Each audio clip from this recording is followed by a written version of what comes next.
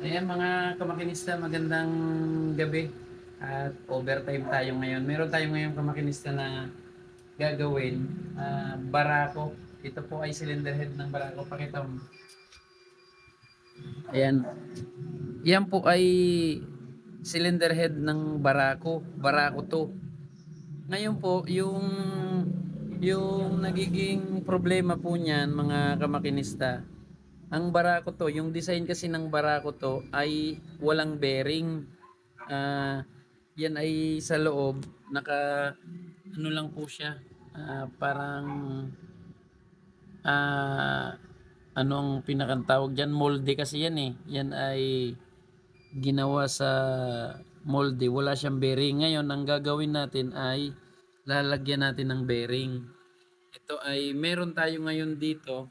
Ito mga kamakinista, yung pang camshaft ng Barako 1, yun ang gagamitin natin sa Barako 2. Ayan. Ayan yung pinagkaiba nila. Ayan. Ito yung Barako 2. Ito naman yung sa Barako 1, naka-bearing. Ayan. Yung bearing niya ay 6202. Iko-convert natin siya ng bearing para tumibay yung sa Barako 2. Ayan mga makinista. Para meron lang yung tips lang ito doon sa mga machinist na katulad ko na pwedeng gawin yan. Ko-convert natin.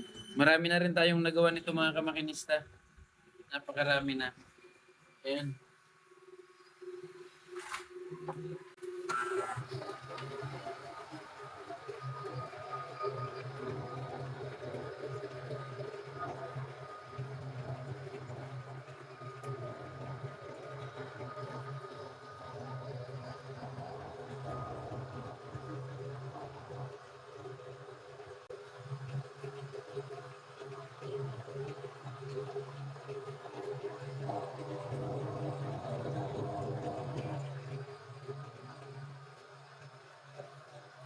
Meron lang tayo dyan kamakinista na mga gamit na boring bar. Ayan.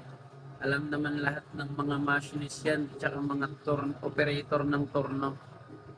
Ayan.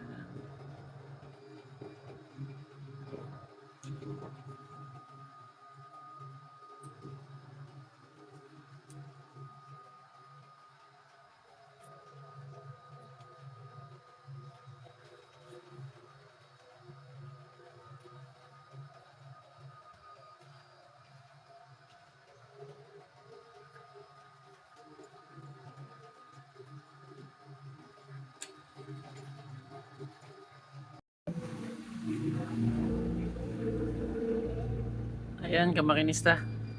Tapos na po nating i-machine. Ayan yung loob niya. Doon papasok yung ating bearing. Ayan, yung bearing po pala nito ay 6202. Ayan, 6202 yung bearing. Ito na yung ngayon. Barako 1 na yung camshaft niya. Pero yung head niya, yung cylinder head ay Barako 2. Ayan. Ayan. Gumawa mismo tayo nito mga kamakinista na jig. Yung pinakang jig ng cylinder head. Ayan. Ayan na po yung finish niya.